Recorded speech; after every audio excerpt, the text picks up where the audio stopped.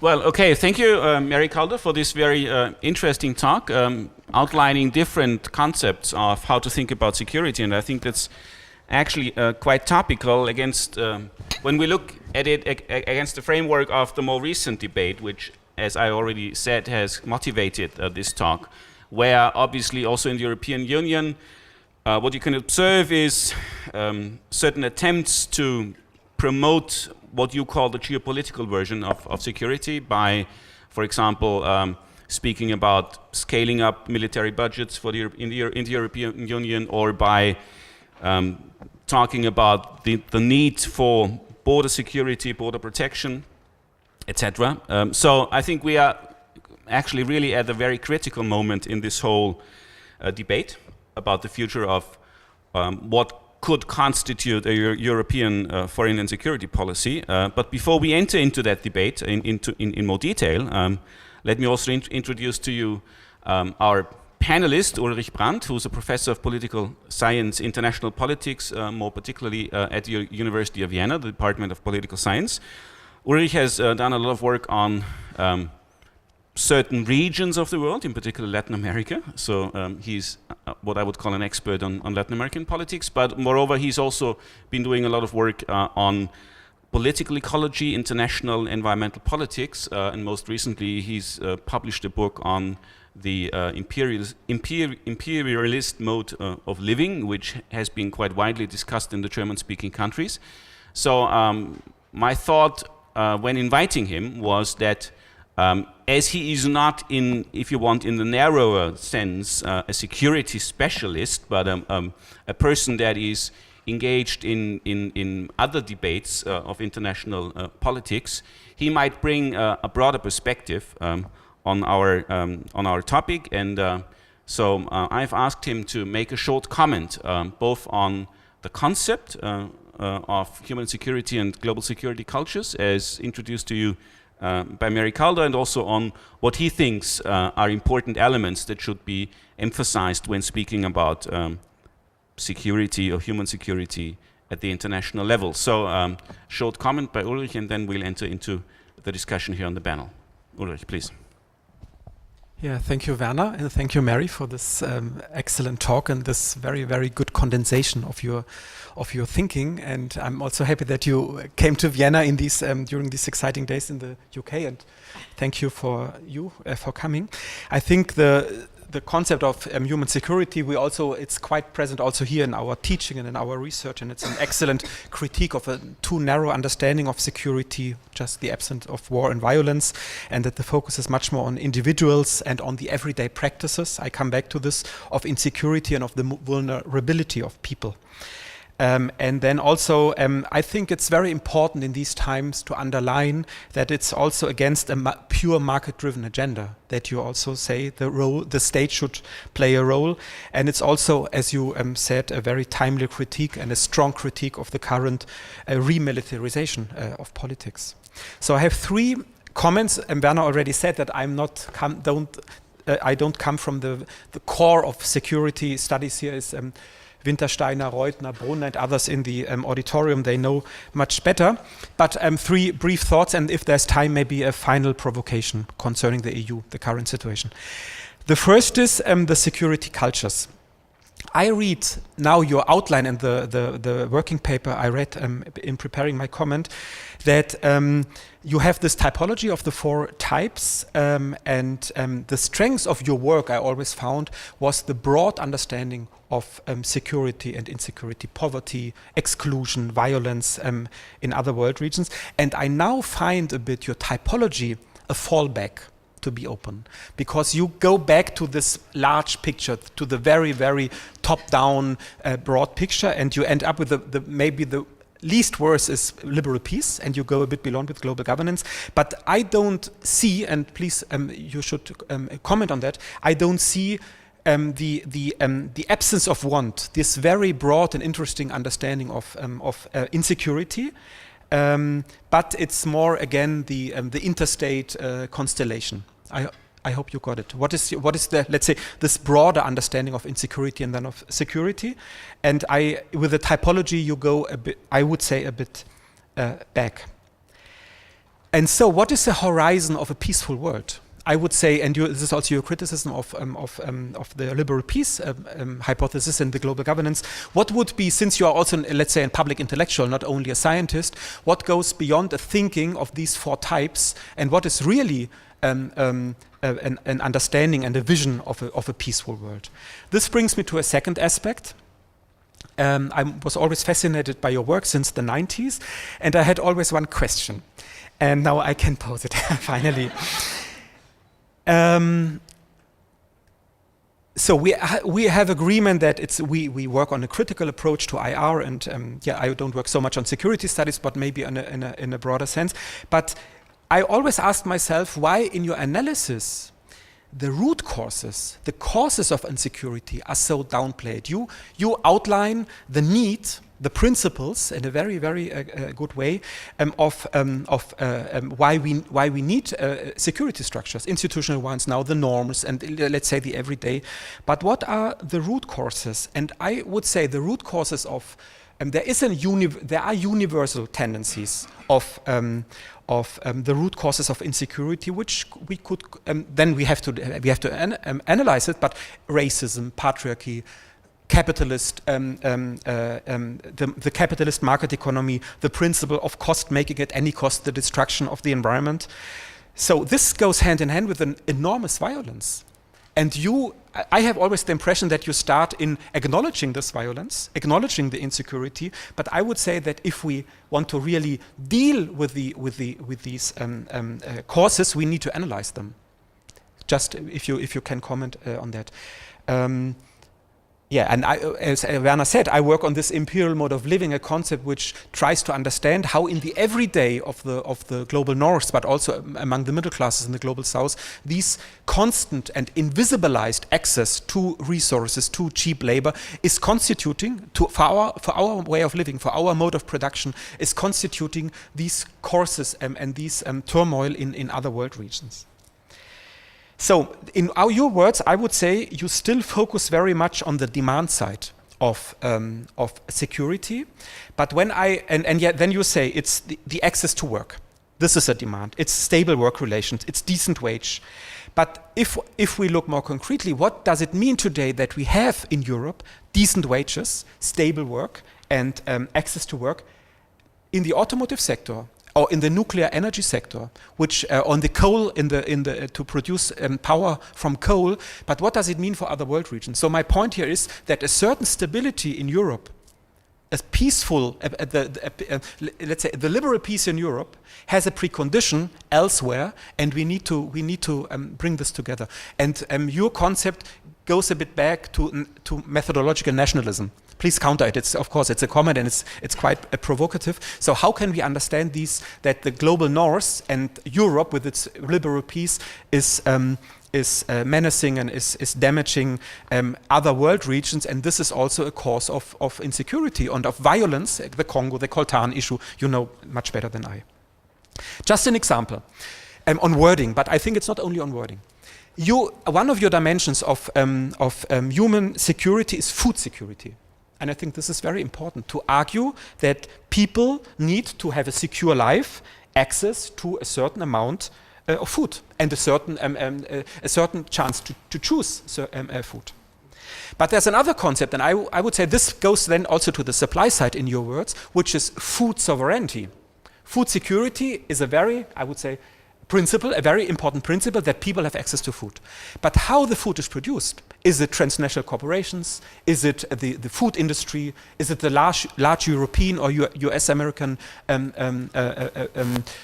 agro business? Or is it, and this is the idea of food sovereignty, is it also small scale farmers? Is it an ecological form of food production and so on? Just to counter it a bit. So the last part, and then I already go to my 8 minutes. It's on the EU.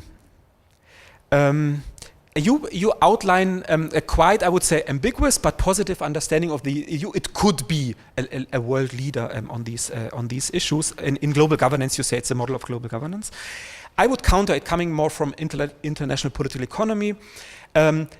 If we understand the EU in the current situation also as an imperial power, as an imperial power in competition with other imperial powers in securing free trade in Africa or in other countries, in Latin America, in securing the investment security of the EU, the European champions and the investors, in securing access to resources, which is called resource diplomacy, but we could also call it resource imperialism. What does it mean? So it comes back a bit to this: what is our understanding of the root causes of the problems? Is the EU the potential model for a global governance? I would say maybe, but in fact today it's also an imperial power competing with us. Do I have 1 minute more? Okay. Yeah, because you already took the mic. So to finish, what is the EU? And what is the we of the EU? The EU is of course also power driven. It's class structured. It's also gendered structured. And so, and to end with this, I would go beyond the EU, arguing that the EU in the current state is also an elitist project. And what we need is, of course, not a nationalist, protectionist disintegration of the EU. But what I would argue we need is a selective disintegration of the EU to create space for certain initiatives to enable human security. If we look into the agrarian policies of the EU, which is you know better than I, it's completely driven by the interest of the large companies, not by the small scale farmers. So what we need in this aspect, in this sphere, is a selective disintegration to create a space that we have a much more self-sustained environmental food production and agriculture in the EU. I could go to other fields. We have Poland and the COP24, but I would leave it here. So the idea of really a progressive project to secure to enhance and to stabilize human security would, from my perspective, also mean to discuss in more detail a selective disintegration of the EU. Thank you. Well, thank you very much for.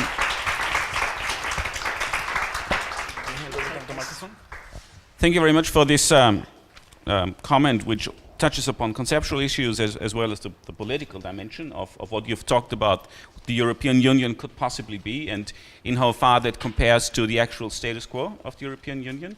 I give the word to you.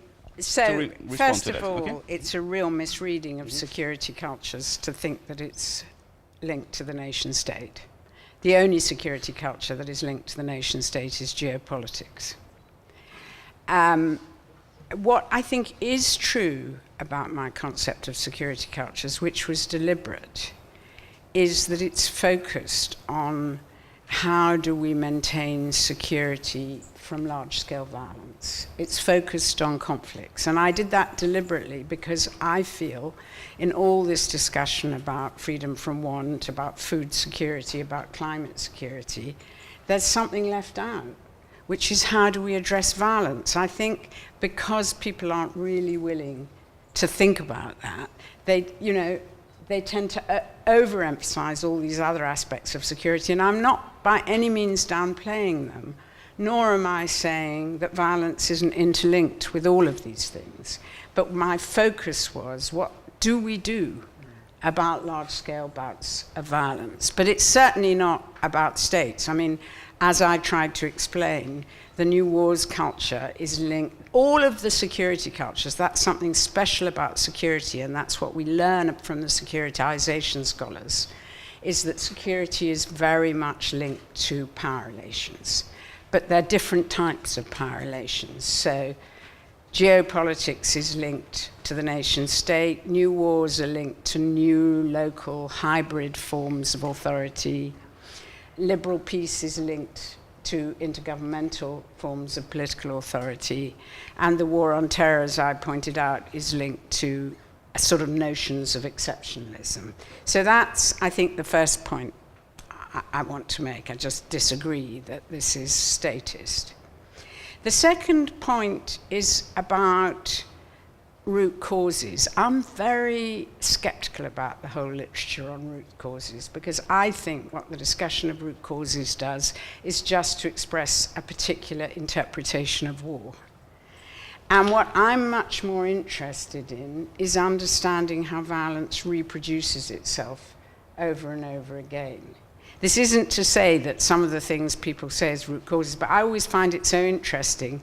I mean, I remember when root causes were as its most popular, hearing Condoleezza Rice, then Secretary of State, saying the root cause of the Israeli-Palestinian conflict is Hamas. Whereas what people usually mean, root causes, is usually meant are the economic causes.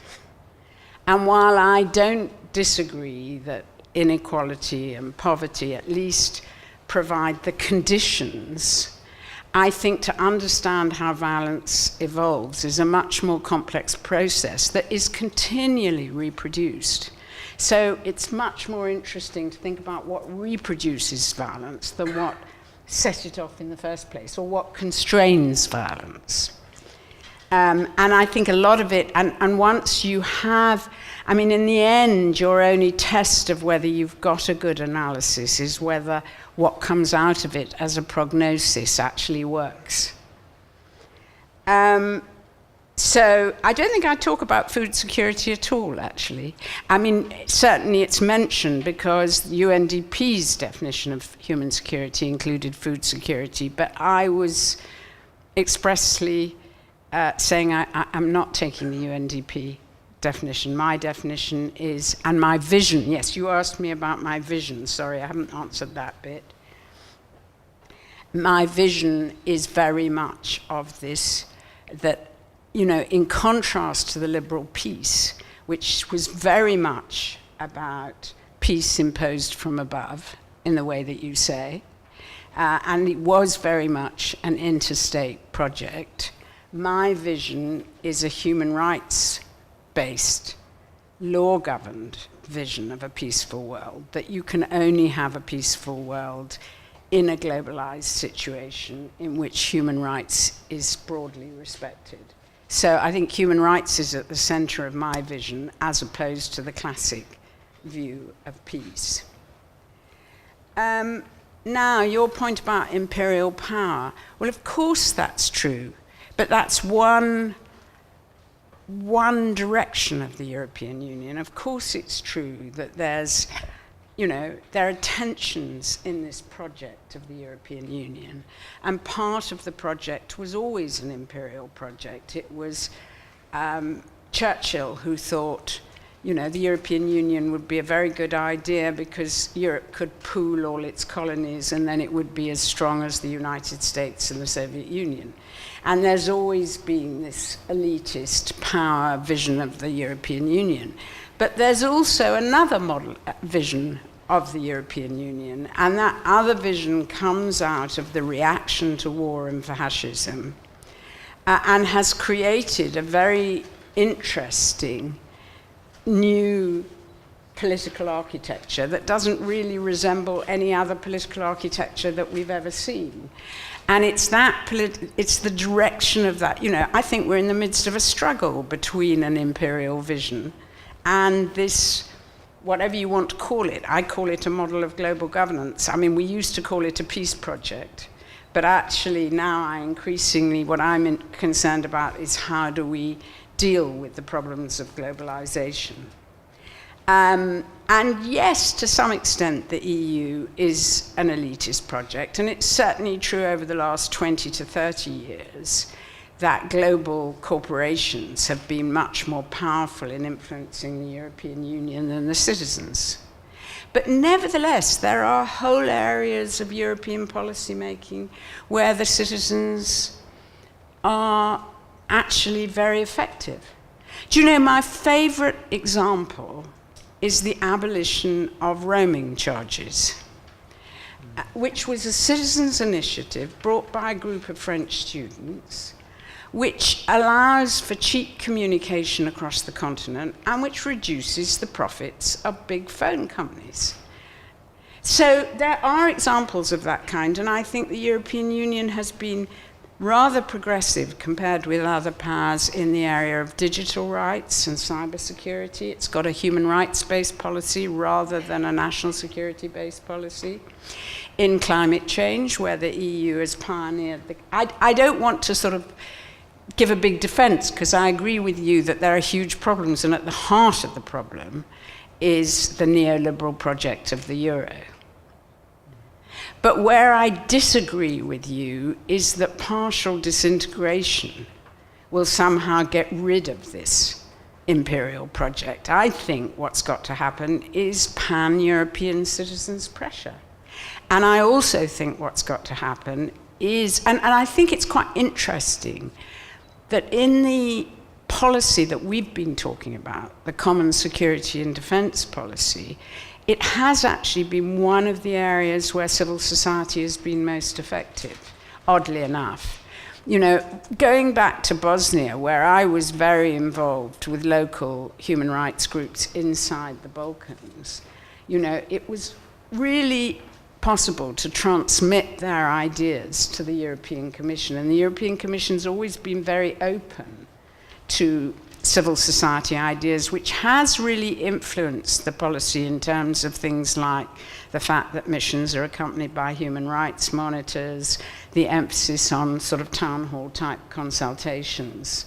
So, you know, so what I just feel is that that whole area of pressure has never existed, or at least not since Thatcher and the Maastricht Treaty have not been influential in the economic sphere. And there's a tendency for anti-neoliberal economic activists to be nationalist and to think the way to deal with globalization is to go back to the nation state. Whereas for human rights activists and peace activists, it's sort of natural to be internationalist and pro-European. And what we need is some real pressure. And it may not work, because I think it's linked to the success of the...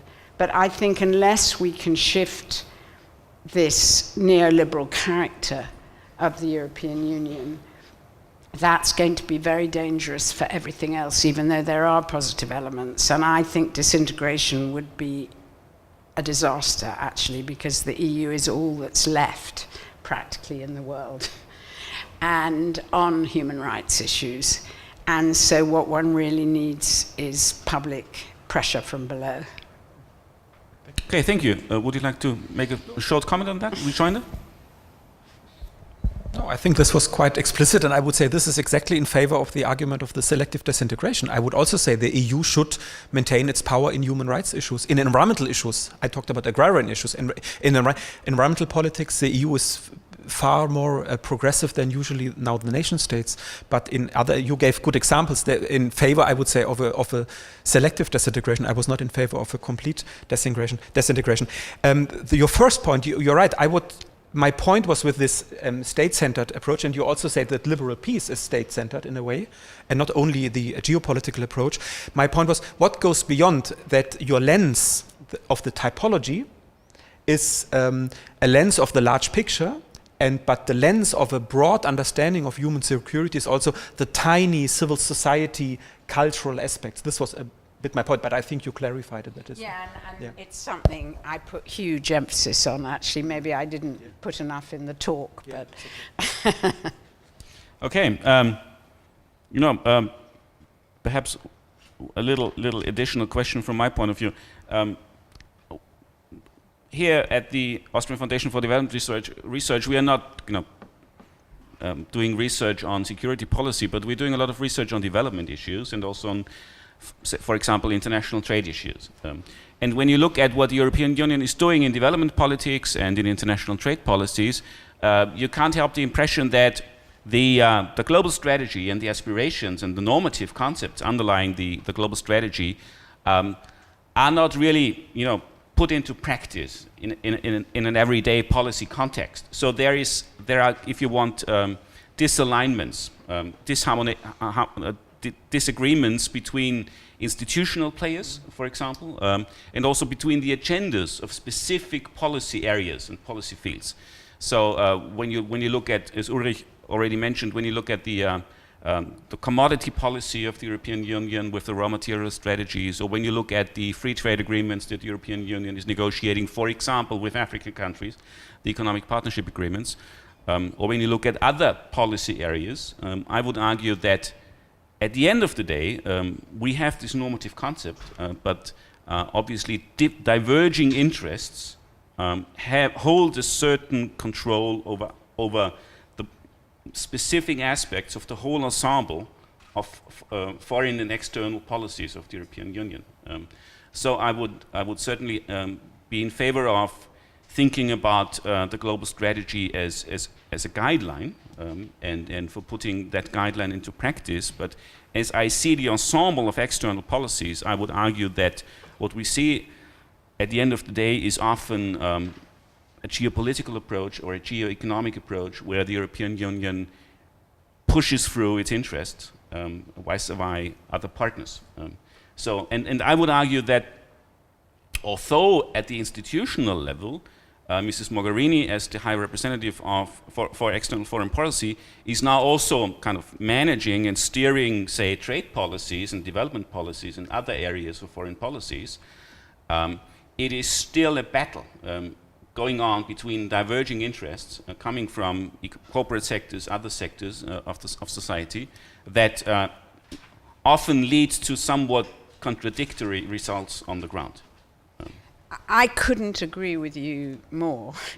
And I think the real problem with the European Union is the lack of a shared politics, the lack of political engagement. I mean, a lot of people talk about how inadequately democratic the European Union is, although actually I think in procedural terms it's not bad. I mean, if I look at my own country, Britain, we have this unelected House of Lords, we don't have a constitution. I mean, one of the things that worries me most about Brexit is the only constitution we had was the EU. So we're losing overnight lots of rights because they were only written down through the EU. But leaving that aside, I think the real problem is that there's a lack of political engagement. You know, when the European parliamentary elections take place, they're usually about national politics. People aren't really interested in politics at a European level. There's no European public sphere. And that's what leads to such a fragmentary, interest-based, bureaucratic set of practices. And I think the big question for us is, how on earth do we construct a real European politics where we can debate principle at a political level? So that's perhaps a good question to also hand over to our expert audience.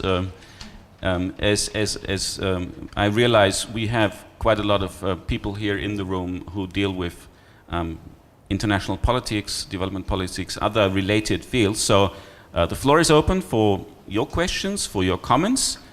Please perhaps introduce yourself and be concise and short so that as many people as possible can take the floor. And wait for the person handing you the microphone before you start talking. So who's first? Yes, please. So I'm allowed to speak. Okay. My name is Werner Wintersteiner from Klagenfurt University Center for Peace Research and Peace Education. You started with a remark that was very touching to me, saying that 20, 30 years ago there was a time of hope and today it's a time of disappointment and fear.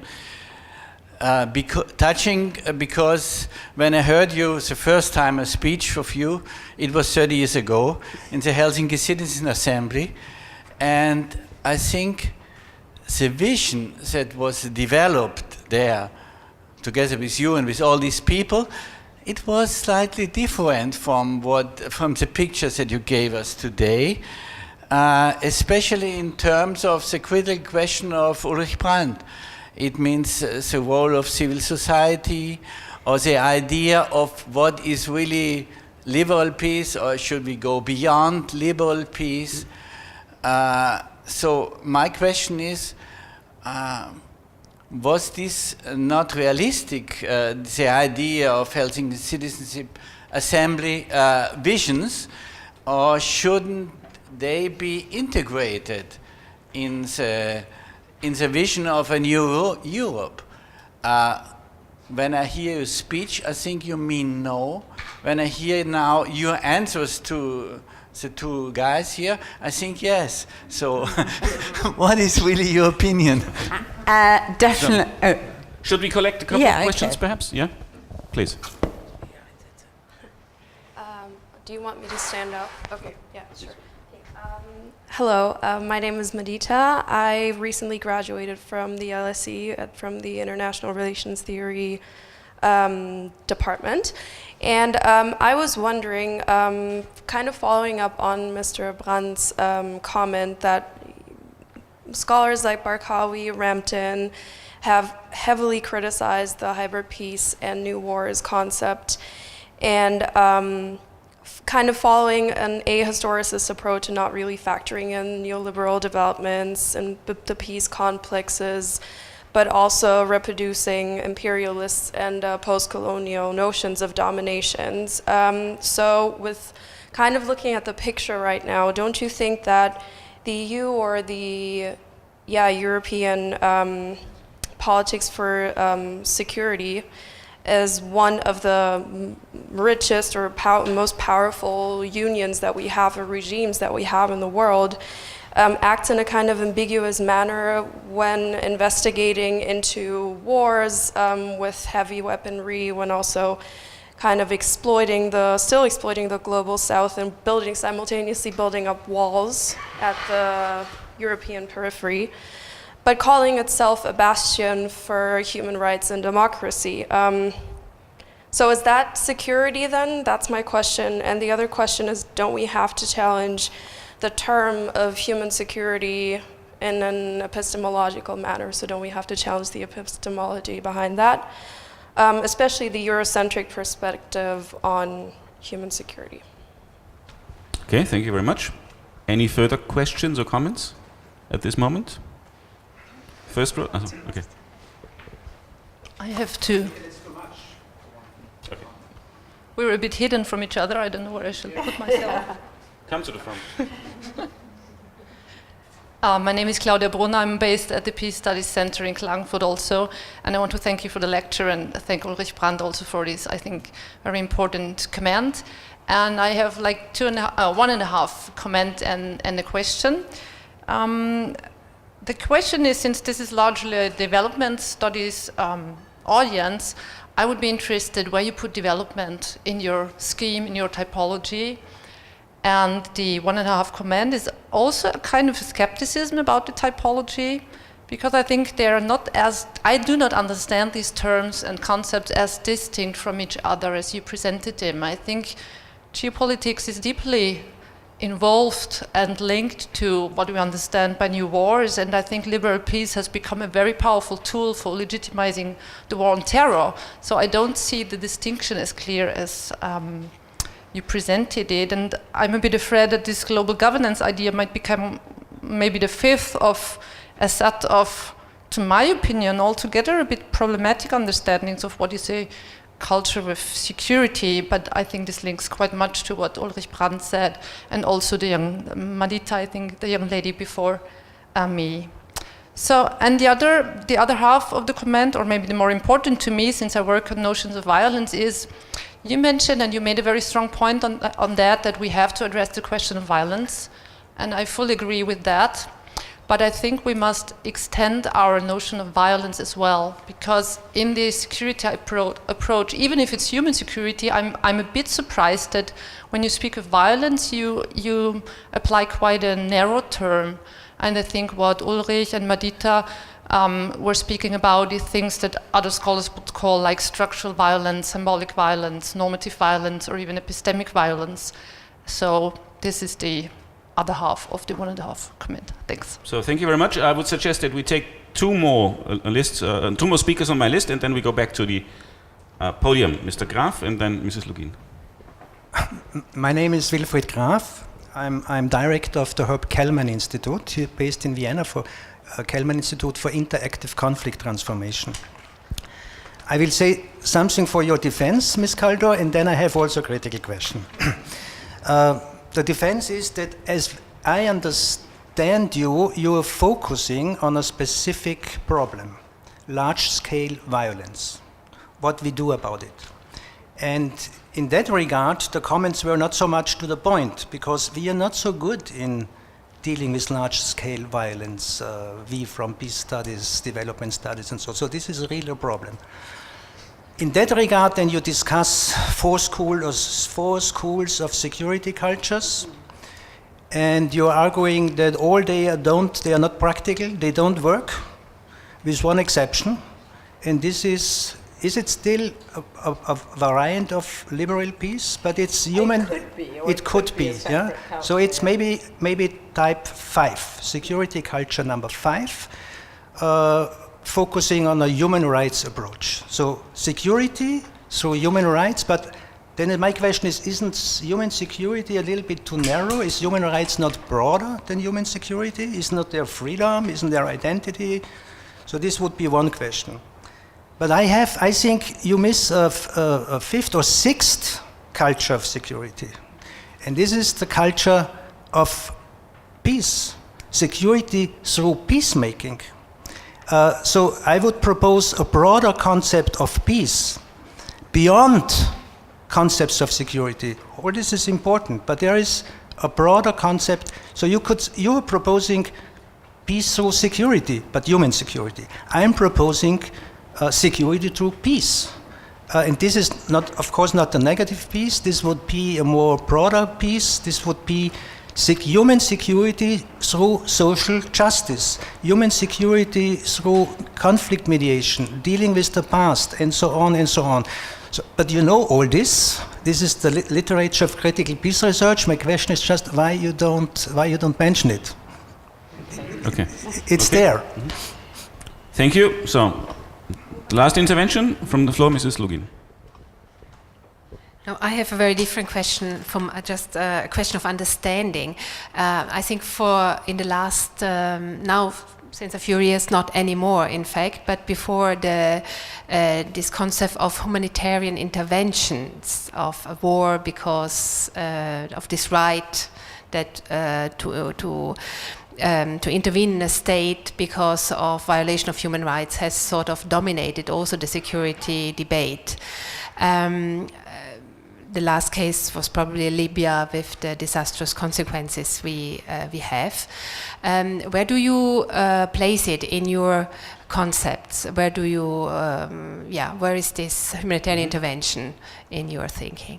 Okay, thank you very much. We go back to the podium. Mr. Wintersteiner referred to the Helsinki Assembly and the ideals of that time, and in how far you still contemplate upon them. Totally. I think, I'm sorry if I didn't give you a Helsinki Citizens Assembly type vision, but this was completely my intellectual formation. And the notion of human security, which combined peace and human rights and was bottom up and involved civil society, was all came out of the Helsinki Citizens Assembly. So I'm sorry if I gave you a misleading impression and didn't put more of that into my talk. I want to sort of make a general remark about, and it's also linked to the question about humanitarian intervention. I mean, I agree with lots of these criticisms of the liberal peace and people saying that the liberal peace is the same as geopolitics and that it's imperial and all of those things. And there's lots of truth in the criticisms. But I think what it actually did was, in fact, to validate the war on terror. What I think this critical discourse on the liberal peace did was to say that all interventions are bad. And so we shouldn't intervene anywhere because the liberal peace is just terrible. And I agree with lots of the criticisms, as I made clear, of the liberal peace. But I think the problem was then it completely discredited the notion that there could be any kind of intervention that really is helpful to human rights. And I think that's how we ended up with Syria, which has no intervention and which has been just such an incredible tragedy. I mean, I'll even make a very controversial point, which is, although I didn't like the intervention in Libya, which consisted of bombing, what it did do was to knock out Gaddafi's heavy weapons.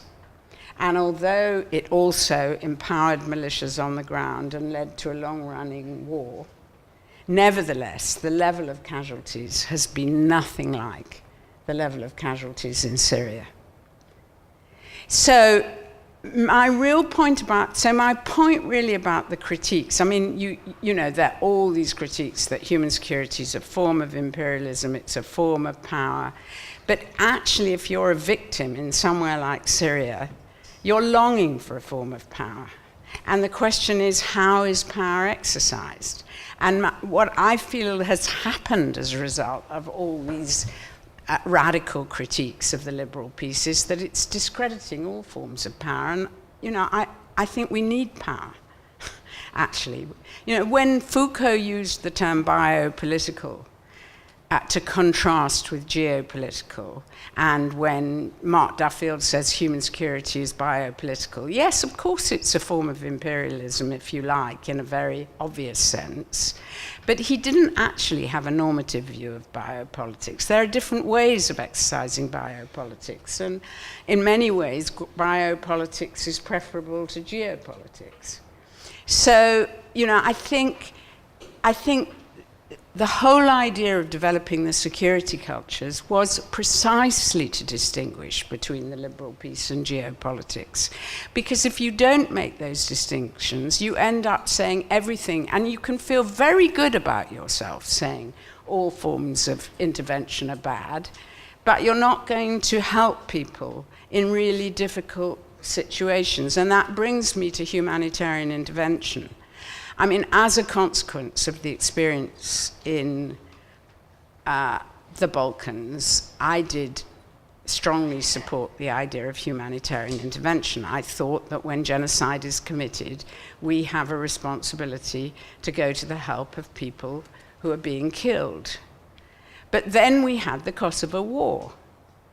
And actually what happened was that bombing was used in a way that actually killed the very people that we were trying to protect.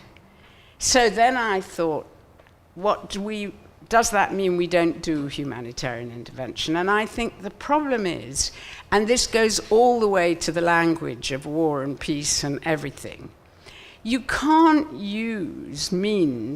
by its nature, war and military means are violations of human rights. You can't use instruments to protect human rights that violate human rights.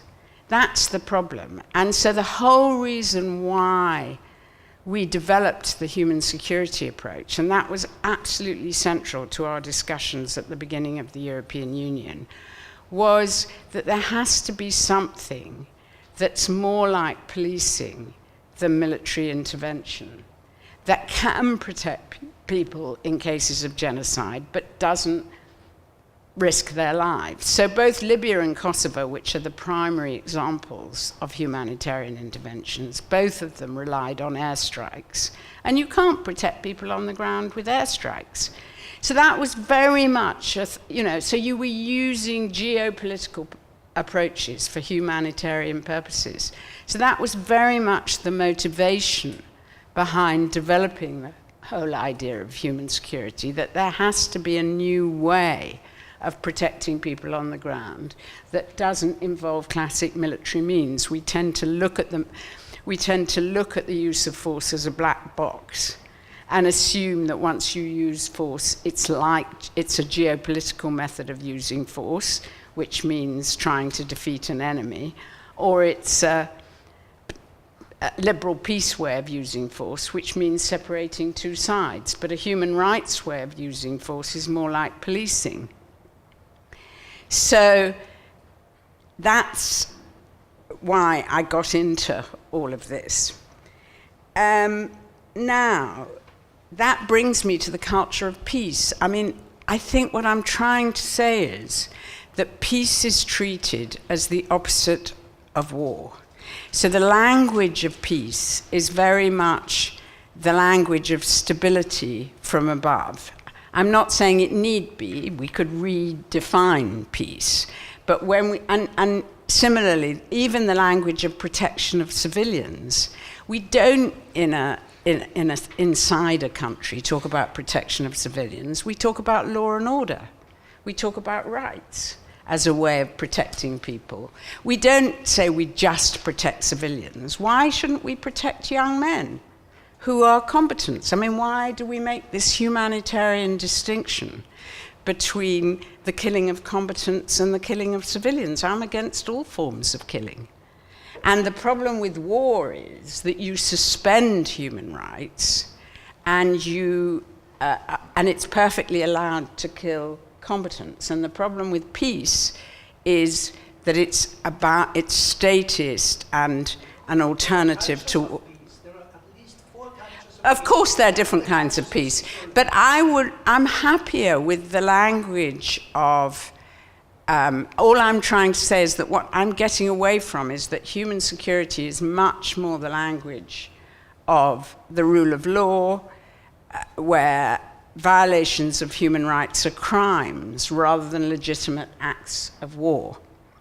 And what I'm talking about is extending a human rights-based war and using the language of human rights and using the language of law and criminality rather than the language of war and legitimate use of force.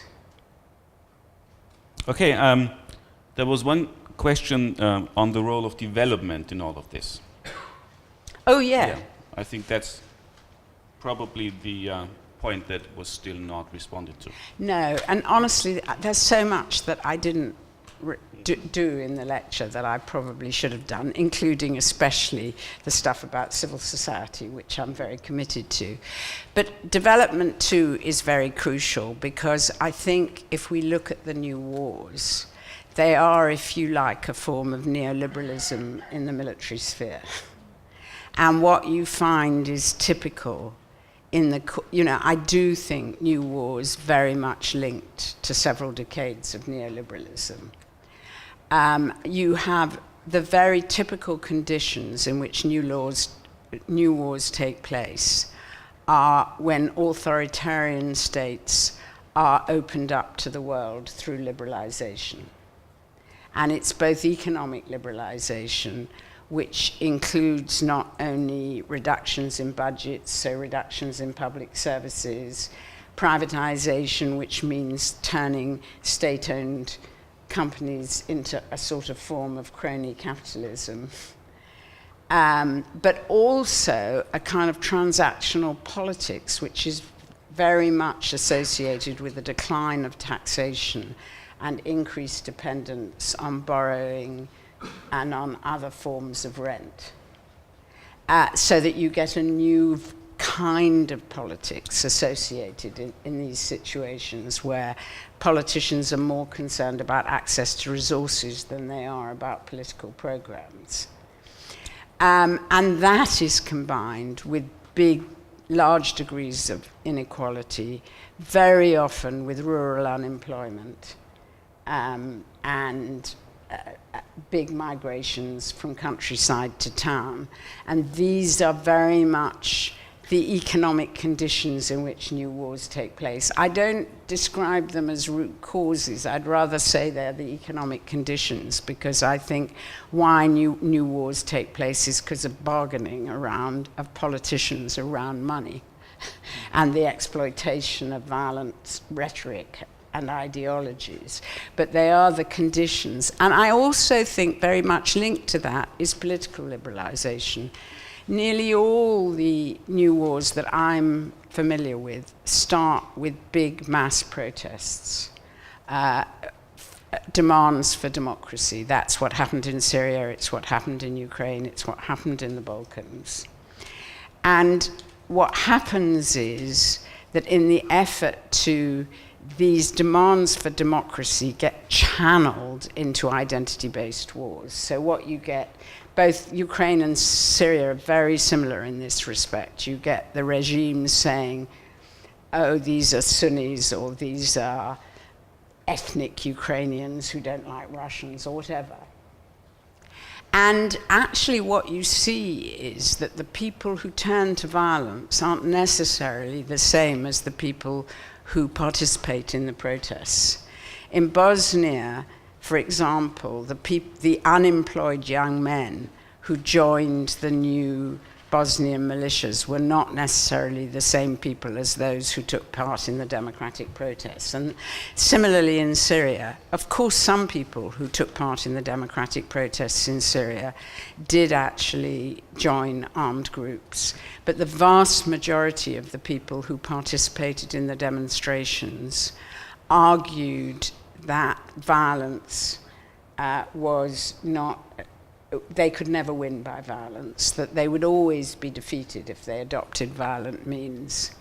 And, but what happens then is that these new groups get formed, you get the development, and these guys who were part of the demonstrations and the protests become civil society. They start being the first groups of people to help their local situations. They're the first responders in humanitarian terms. They mediate local ceasefires. They help keep schools and hospitals going. They document war crimes. Of course, they're the first targets. They're the first that get to leave. You know, people said that Bosnia was not just ethnic cleansing, it was intellectual cleansing. The same is true of Syria, where, you know, it's the intellectuals that left.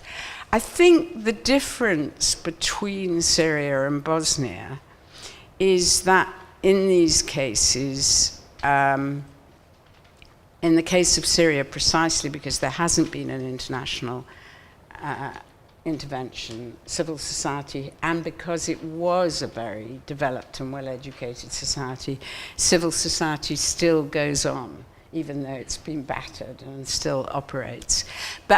And of course, part of their demands, I'm now back, I sort of veered off from development and started talking about political liberalization, but of course, very key, you know, I think, thinking about the economics of this situation is also actually the way to bring about a new approach to development. People talk about reconstruction, but actually reconstruction can't be a reconstruction of what happened before. And it's not like reconstruction in the aftermath of the Second World War, where you re-establish states and you just poured money in. That doesn't work because these are dysfunctional societies and the money that you pour in goes into the pockets of the warlords. So rethinking development is really about rethinking the relationship between the state and the citizen, the role of taxation, the role of different sources of revenue, the ways in which you can create value-adding economic activities which both give people a legitimate livelihood and at the same time become a source of revenue on which to base your local political authorities. So development is a very key element of thinking about all this. Okay, thank you very much. We still have room for a short round of interventions from the floor. Are there any questions which have not been yet posed and people who would like to pose those questions? Or come back to me. Or come back to you. Because obviously some of the answers might have triggered some mental responses or emotions. So this is your last chance to... I realize I didn't answer the question of the lady who asked me about different types of violence. And of course I agree with you that there are all kinds of different types of violence, and including different types of physical violence. There's domestic violence, there's criminal violence, there's political violence, there's terrorism. But all I'm really trying to say, actually, and all of these forms of violence are very interconnected, and I believe that very strongly, and I think it's really important to look at all these different sorts of violence. But I'm just trying to solve a really knotty problem, which is how on earth, what do you do with situations like Syria Yemen, I don't know. How do you address them? And that's why I suppose I focus on physical violence while recognizing all the limitations of that. Okay, so I think we've had a very interesting and stimulating tour de force through war and peace in modern times. Before we get exhausted, perhaps it is a good idea to invite you to a glass of wine or water or whatever downstairs. So let me end this event by thanking Professor Mary Kaldor for her very incisive talk and the discussion we've had also with Ulrich Brandt. So thanks also to you, Ulrich. Thanks a lot to you all for coming. Thanks a lot to the organizers and co-organizers of tonight's event. And I hope to see you again at another interesting conference at the Center for International Development. So thank you very much and good night.